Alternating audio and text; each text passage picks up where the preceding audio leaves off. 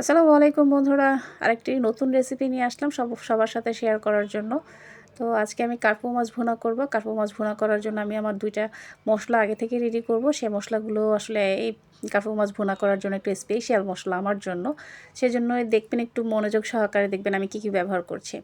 তো এখানে মাছটা ভালো করে ধুয়ে পরিষ্কার করে ভেজে নেব। ফার্স্টে দুনো পাশ একটু হালকা ব্রাউন করে ভেজে নিলেই হবে, বেশি কড়া ভাজি করতে হবে না।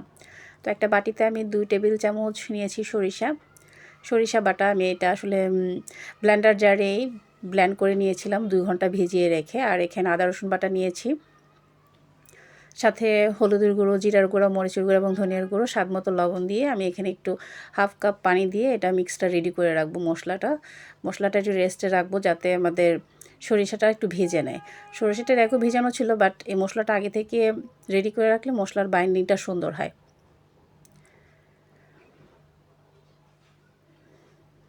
এই মশলাটা আপনারা বিভিন্ন মাছে ব্যবহার করতে পারবেন, যে কোনো মাছেই।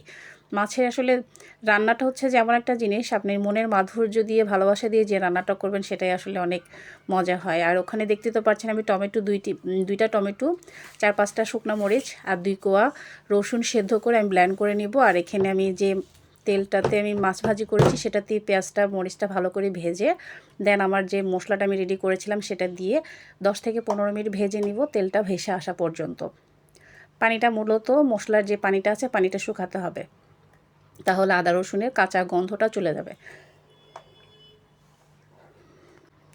এরপর যে টমেটোর পিউরিটা তৈরি করেছি সেটা দিয়ে আর একটু পানি দিয়ে আমি সেই মশলাটার মধ্যেই ব্যবহার করব। এখানে আর অন্য কোনো মশলা ব্যবহার করার দরকার নেই। যদি চান কেউ মাছের মশলা ব্যবহার করবেন তাহলে ব্যবহার করতে পারেন।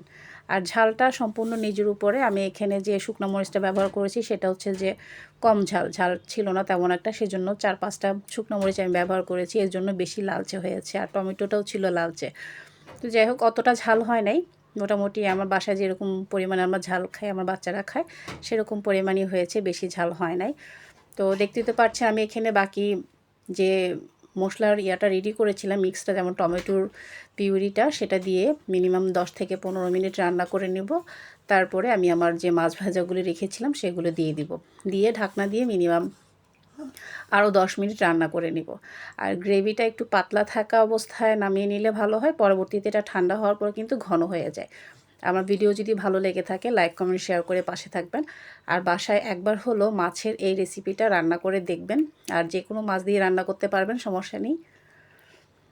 আর রান্না করে খাওয়ার পরে কেমন হয়েছে অবশ্যই জানাতে ভুলবেন না। আল্লাহ হাফেজ, সবাই ভালো থাকবেন।